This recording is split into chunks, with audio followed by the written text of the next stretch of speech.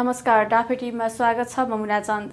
आजको श्रृङ्खलामा हामीले एउटा रिपोर्ट लिएर आएका छौँ जसको शीर्षक रहेको छ अमेरिकालाई देउबा सरकार सबैभन्दा गतिलो विकल्प। अब सुरु गरौँ आजको रिपोर्टबाट। नेपाल क्रमशः अमेरिकन केन्द्रको रूपमा विकास हुन थालेको छ। पछिल्लो समय नेपालमा अमेरिकन गतिविधिहरू बढ्दै जान थालेका छन्। सडकमा मात्र होइन, संसदमा समेत अमेरिकनको बढ्दो प्रभावको विषयमा बहस हुन थालेको देखिन्छ। सरकारको नीति तथा कार्यक्रममा भाग लिँदै एमाले सांसद डाक्टर भीम रावलले भने, हामी अमेरिकाको रक्षा चासोको क्षेत्रभित्र परेको होइन भने अमेरिकाका लागि नेपाली राजदूत श्रीधर खत्रीले दक्षिण तथा दक्षिण पूर्वी एसिया हेर्ने उपसहायक रक्षा मन्त्री लिन्डसे फोर्डसँग किन भेटेको? रावलको यो प्रश्नको जवाफमा प्रधानमन्त्री शेरबहादुर देउबाले भने, राजदूत खत्रीले उपसहायक रक्षा मन्त्री लिन्डसे फोर्डसँग भेटेको विषयमा हामीलाई जानकारी छैन। 14 जेठमा प्रधानमन्त्री देउबाले संसदको रोस्टमा उभिएर यस्तो भनिरहँदा अमेरिका स्थित नेपाली राजदूतावासको वेबसाइटमा भने राजदूत खत्रीले उपसहायक रक्षा मन्त्री लिन्डसे फोर्डसँग भेटेको तस्बिर राखिएको थियो। राजदूत खत्रीले उपसहायक रक्षा मन्त्री लिन्डसेसँग भेटेको जानकारी वासिङटन स्थित नेपाली दूतावासको ट्विटमा समेत जनाइएको थियो। भेटवार्तामा नेपाली सेना र अमेरिकी सेना बीचको सहकार्यबारे पनि कुराकानी भएको दूतावासले जनाएको छ। राजदूत खत्रीले वेबसाइट र सामाजिक सञ्जालमा समेत सार्वजनिक गरेको विषयलाई प्रधानमन्त्री देउबाले संसदमा मलाई थाहा छैन भनेर किन उम्के भन्ने प्रश्न निकै महत्त्वको छ। यसको हाम्रो पछिल्लो परराष्ट्र नीतिको विषयमा एउटा झलक दिन्छ। सेनाको भर। नेपालमा अमेरिकन प्रभाव निरन्तर रूपमा बढ्दै गएको देखिन्छ। पछिल्लो पटक नेपाल भ्रमणको समयमा अमेरिकी उपविदेश मन्त्री उज्रा जियाले गर्ने भन्दा नगर्ने काम धेरै गरेर अमेरिका फर्केकी छन्। उनलाई स्वतन्त्र तिब्बती क्याम्पमा जान सरकारले सम्पूर्ण प्रबन्ध गरेको थियो। तर परराष्ट्र मन्त्रालयले भनेको थियो तिब्बतीयन शरणार्थी शिविरमा भएको भ्रमणको विषयमा हामीलाई जानकारी छैन। उता अमेरिकामा नेपाली राजदूत खत्रीले प्रोटोकल बिर्सेर उपसहायक रक्षा मन्त्री लिन्डसेसँग भेटे। नेपाल सरकारले थाहा भने पाएन। अर्कोतर्फ तिब्बतीयन शरणार्थीहरूलाई अमेरिकी उपविदेश मन्त्री उज्राले भेटेको पनि नेपाल सरकारले थाहा पाएको छैन। अर्को कुरा, प्रधानमन्त्री निवास बालुवाटारमा प्रधानमन्त्री पत्नी आरजु देउबालाई अमेरिकी उपविदेश मन्त्री उज्राले भेटेको पनि नेपालको परराष्ट्र मन्त्रालयले थाहा पाउन चाहेन। यी सबै घटनाहरूले अमेरिकाले जे गरे पनि नेपाल सरकारले थाहा पाउँदैन भन्ने प्रश्न भएको छ। नेपाल सरकारको भर अमेरिकालाई नभएका कारण पनि उनीहरूले कतिपय विषय गोप्य राख्दै आएको देखिन्छ। यस्ता विषयहरू काम सकिएपछि मात्र नेपालीले थाहा पाउँछन्, त्यो पनि सरकारी संयन्त्रभन्दा बाहिरबाट। राजदूत अर्थात् राजदूतावासको काम भनेको परराष्ट्र मन्त्रालयबाट सबै खालका समस्याको समाधान खोज्ने हो। त्यसैले परराष्ट्र मन्त्रालय भन्दा बाहिर गएर राजदूतले रक्षा मन्त्रालयका अधिकारी भेट्नुको पछाडि खास उद्देश्य देखिन्छ।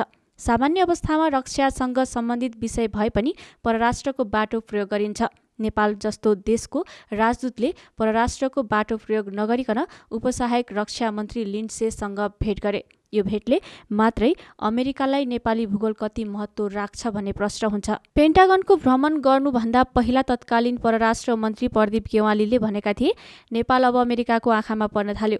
उनले अगाडि भनेका थिए, नेपाल अन्तर्राष्ट्रिय मञ्चमा देखिन थाल्यो। यसले अन्तर्राष्ट्रिय मञ्चमा नेपालको महत्त्व बढाएको छ। ओली सरकारको परराष्ट्र मन्त्रीका हिसाबले गेवालीले नेपाल इन्डो पेसिफिक स्ट्राटेजीमा केन्द्रीय भूमिकामा रहन सहमत जनाएका थिए। गेवालीले पछिल्लो समयमा हिँडेको त्यही बाटोले खत्रीलाई उपसहायक रक्षा मन्त्री लिन्डसेसँग भेटको अवसर जुटायो। इन्डो पेसिफिक स्ट्राटेजी अर्थात् आइपिएस चीन घेर्न अमेरिकाले अगाडि सारेको रणनीतिक योजना हो। यो योजना सफल बनाउने राजनीतिक इच्छा शक्तिसँगै रणनीतिक इच्छा शक्ति पनि चाहिन्छ। रणनीतिक इच्छा शक्तिको विषय परराष्ट्रभन्दा रक्षाको हो। त्यसैले राजदूत खत्रीलाई रक्षा मन्त्रालयले खोज्न थाल्ने अवस्था सिर्जना भयो। नेपालको विषयमा काम गर्दा अमेरिका दलहरूसँग त्यति भर परेको देखिँदैन। प्रधानमन्त्री देउबासँग उनीहरूको निकै नजिकको सम्बन्ध रहेको देखिन्छ। त्यो पनि पछिल्लो विषयमा प्रधानमन्त्री देउबाको कोर्टबाट आरजुको कोर्टमा गएको देखिन्छ। आरजु आफ्नो फाइदालाई केन्द्रमा राखेर काम गर्ने भएकाले नेपालमा उनीहरूको भरपर्दो संस्था भनेको नेपाली सेना मात्र हो। त्यसैले प्रधान सेनापति प्रभुराम शर्मा विशेष निम्तामा अमेरिका उड्दैछन्। असार 12 देखि 18 गतेसम्म प्रधान सेनापति शर्मा अमेरिका भ्रमणमा जाने निश्चित भइसकेको छ।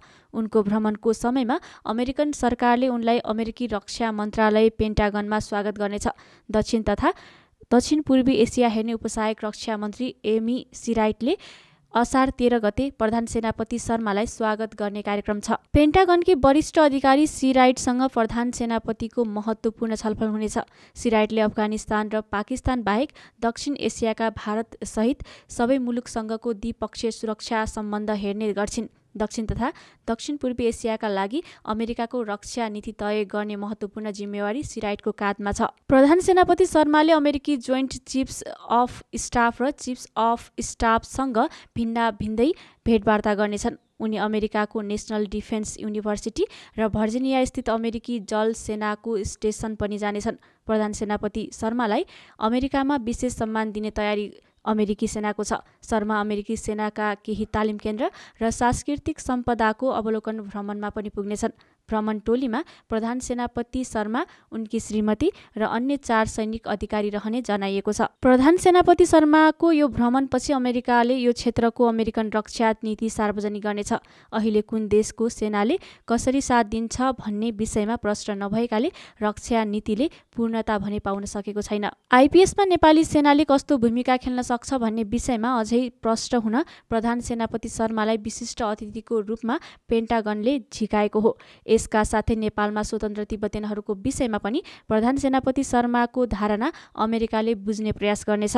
खम्पा विद्रोह दबाएको लिगेसी भएको नेपाली सेनाको सहयोग बिना नेपालमा केही पनि कार्यक्रम अगाडि लैजान नसक्ने अमेरिकनहरूको बुझाइ छ। अहिले पनि अमेरिकन सेना नेपाली सेनाले मुस्ताङको जोमसोम र केसाङमा सञ्चालन गरेको high altitude and mountain warfare स्कुलमा तालिम लिँदै आएका छन्। खम्पाको हेडक्वार्टरमा यो स्कुल सञ्चालन रहेको छ। खम्पालाई सहयोग गर्न यो हेडक्वार्टरको निर्माण भने अमेरिकन जासुसी संस्था CIA ले गरेको थियो। उक्त स्कुलमा सन् 1990 देखि अमेरिकन सेनाहरूले समेत तालिम लिँदै आएका छन्। नेपालमा रहेर अमेरिकन सेनाहरूले तालिमभन्दा बढी उत्तरको तिब्बतमा हुने विभिन्न खालको गतिविधिहरूमा ध्यान दिने गरेको पाइन्छ।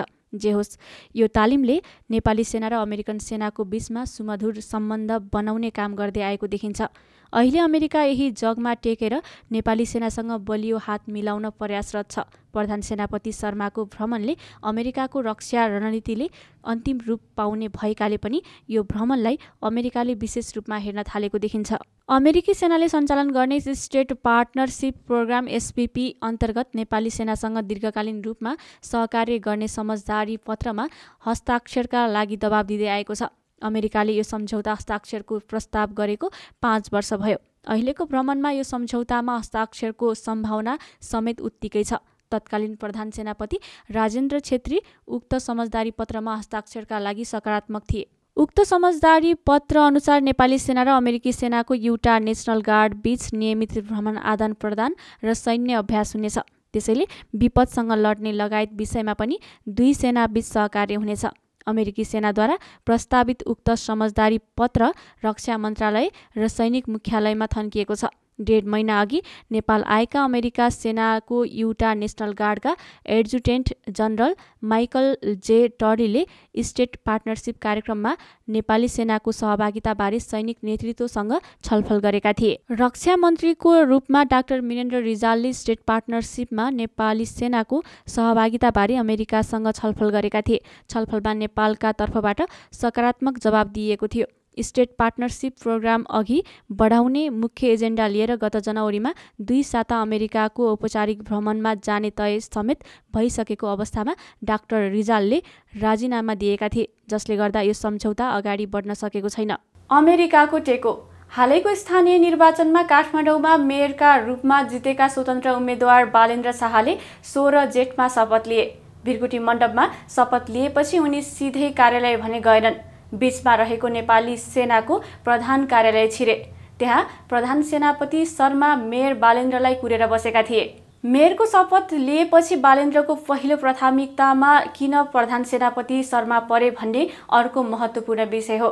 स्वतन्त्र उम्मेद्वार भएकाले बालेन्द्रले मेरो पछाडि सेनाको साथ छ भनेर दलहरूका प्रतिनिधिलाई देखाउन चाहन्थे। अर्थात् काठमाडौँको मेयरको पद उनी सेनाको सहयोगमा चलाउने प्रयासमा छन्। त्योभन्दा महत्त्वपूर्ण विषय भनेको बालेन्द्र अमेरिकन युथ काङ्ग्रेसको सदस्य हुन्।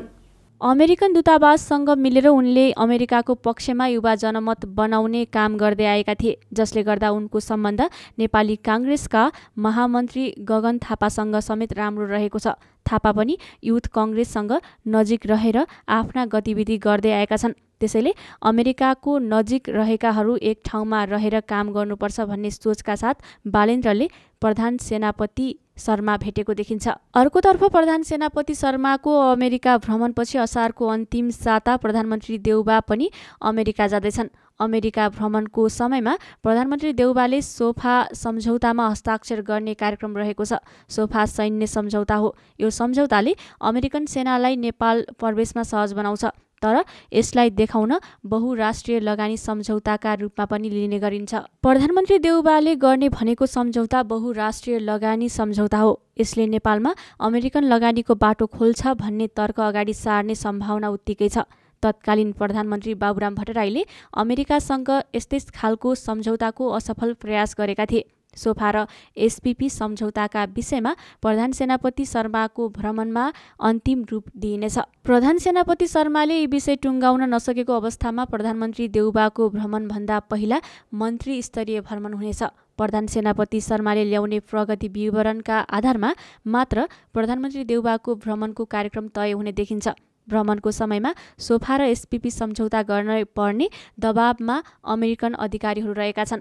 त्यसैले प्रधान सेनापति शर्माको भ्रमणभन्दा पहिला नेपालमा रहेका अमेरिकन समर्थकहरूले शर्मासँग भेट गरेर सम्झौताको आधार बनाउने आग्रह गर्ने कार्यक्रम रहेको छ। सम्झौताको आधार प्रधानमन्त्री देउबाको अमेरिका भ्रमणको विषयमा यी दुई सम्झौता नटुङ्गिएको अवस्थामा यो भ्रमणपछि अमेरिकन उच्च अधिकारीको भ्रमण हुनेछ। अहिले अमेरिकाले सोफा, एसपीपी र तिब्बतीयन शरणार्थी सम्बन्धी विषयको टुङ्गो लगाउन खोजेको देखिन्छ। यी विषय आइपीएसका अङ्गको रूपमा अगाडि बढ्नेछन्। यी विषयमा सम्झौता हुनु भनेको नेपाल औपचारिक रूपमा आइपीएसका अङ्ग बन्नु हो। प्रधानमन्त्री देउबालाई अमेरिकी राष्ट्रपति जो बाइडेनको व्यक्तिगत पहलमा अघि बढाइएको समिट फर डेमोक्रेसीमा सहभागिताका लागि निमन्त्रणा गरिएको छ। उक्त कार्यक्रमको मिति भने तय भइसकेको छैन। कार्यक्रमको निम्ता भने हालै नेपाल भ्रमणमा आएकी तिब्बत मामिला हेर्ने अमेरिकी उपविदेश मन्त्री उर्जरा जियाले लिएर आएकी थिइन्। प्रधानमन्त्री देउबा गत डिसेम्बरमा भर्चुअल माध्यमबाट आयोजना भएको समिट फर डेमोक्रेसीमा भाग लिएका थिए। त्यही सम्मेलनको निरन्तरताका रूपमा अमेरिकाले डिसेम्बरभित्र अर्को सम्मेलन गर्दैछ। प्रधानमन्त्री देउबाको अमेरिका भ्रमणका एजेन्डा मिलाउन रक्षा सुरक्षा सहयोग एजेन्सीका प्रशिक्षक क्यारी क्रिस्टन ओकोनेल अहिले नेपालमा छन्। उनी मे 28, 2022 को दिन बिहानै टर्किस एयरलाइन्सबाट नेपाल आएकी हुन्। उनले प्रधानमन्त्री देउबाभन्दा प्रधान सेनापति शर्मासँगको सहकार्यमा अमेरिका र नेपालको बीचमा गर्नुपर्ने रक्षा सम्बन्धी कामको विषयमा अवधारणा बनाउन थालेको बताइन्छ। उनले बनाएको अवधारणालाई प्रधानमन्त्री देउबाले समर्थन जनाएपछि मात्र भ्रमणको मिति सार्वजनिक गरिनेछ। अमेरिकन राष्ट्रपति बाइडेनको प्रत्यक्ष निगरानीमा अगाडि बढाइएका कारण यो पटक नेपालले अमेरिकाले अगाडि सारेका सबै सम्झौतामा हस्ताक्षर गर्ने उनीहरूको विश्वास रहेको छ। एमसीसी सम्झौताको संसदीय अनुमोदनका कारण उत्साहित भएका अमेरिकनहरूलाई देउबा सरकार सबैभन्दा गतिलो विकल्पको रूपमा देखा परेको छ। हालै सम्पन्न स्थानीय चुनावमा एमसीसी सामान्य चुनावी एजेन्डा समेत बन्न नसक्नुले नेपाली समाजको तल्लो तहसम्म अमेरिकन सोच संस्थागत भएको उनीहरूको निष्कर्ष छ। हवस् त आजको लागि यति नै। अर्को भिडियोमा अझै रोचक जानकारी लिएर आउने नै छौँ। तबसम्मका लागि बिदा दिनुहोस्। नमस्कार।